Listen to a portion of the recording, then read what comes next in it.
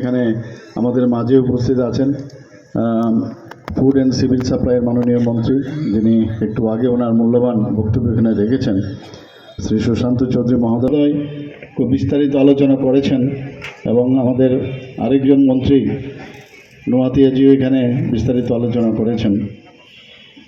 আমাদের একটা জিনিস বুঝতে হবে যে আমরা কার হাত ধরে আজকে দেশ চলছে। আমরা সবাই জানি যে যশস্বী প্রধানমন্ত্রী যবে 2014-তে উনি প্রধানমন্ত্রীর দায়িত্ব নিয়েছেন, দেশের চেহারাই পাল্টে গেছে।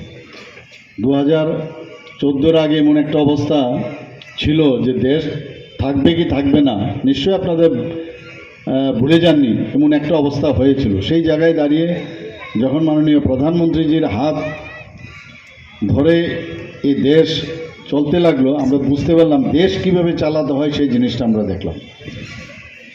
এবং ডেভেলপমেন্টের কোনো রকম এবং মানুষের সেবার কোনো রকম যে রাজনীতি নেই, সেটা উনি বুঝিয়ে দিয়েছেন। আগে তো আমরা দেখতাম খালি স্ক্যামের সরকার আমরা দেখেছি। তো তার থেকে বেরিয়ে একটা সরকার কিভাবে চালাতে হয়, দেশকে কিভাবে সামনের দিকে এগিয়ে নিয়ে যেতে হয়, সেটা কিন্তু আমরা বুঝতে পেরেছি। উনি বারবার বলেছেন যে আমাদের নর্থ ইস্ট যদি ডেভেলপ না হয় তো ভারতবর্ষ ডেভেলপমেন্ট হবে না, এবং সেই দিশায় কাজ করছেন। আমাদের ত্রিপুরা, বিশেষ করে উনার যে অ্যাক্ট ইস্ট পলিসি, সেই পলিসিতে আমরা সবচেয়ে বেশি লাভবান। আমাদের এখানে উনি হীরা মডেল দিয়েছেন।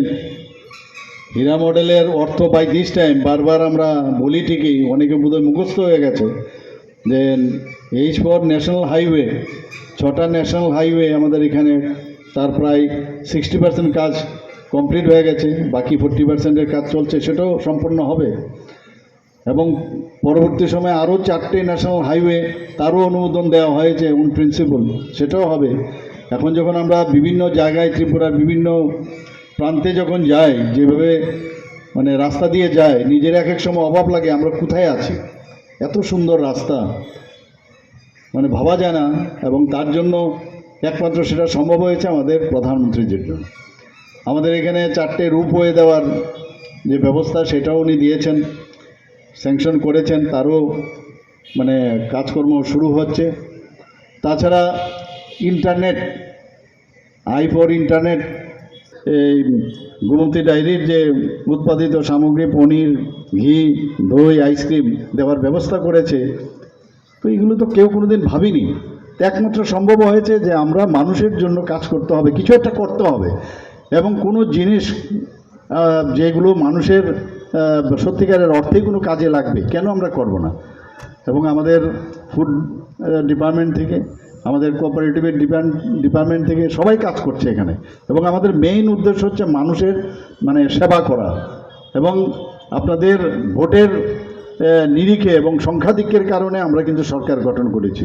তো সরকার গঠন করেছি, তো আমাদেরও দায়িত্ব হবে যে আপনারা যে কারণে সরকার গঠন করিয়েছেন, তো কেননা আপনাদের জন্য আমরা কিছু করি, এবং সেই দিশায় আমাদের পুরো ফুল টিম আপনাদের জন্য কাজ করছে। আমাদের বিভিন্ন যে PSU আছে সেগুলো তারাও কাজ করছে।